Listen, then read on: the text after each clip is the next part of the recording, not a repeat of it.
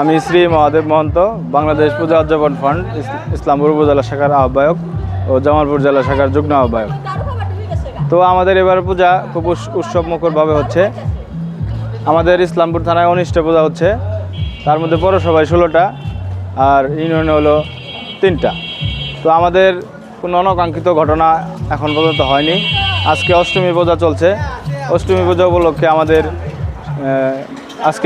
আজকেই মেন পূজা, আর কি কালকে আমাদের অনেকেই পূজা দেখতে পেরেছে, মা বোন সহ সবাই। তো আমাদের প্রশাসন থেকে অনেক সহযোগিতা করছে এবং এবং স্বেচ্ছাসেবক নিয়োগ করা হয়েছে এবং আনসার গতবারের চেয়ে এবার আরও প্রশাসন অনেক সহযোগিতা আমাদের করছে। গতবার আনসার ছিল 3 জন, এবার দিয়েছি 6 জন।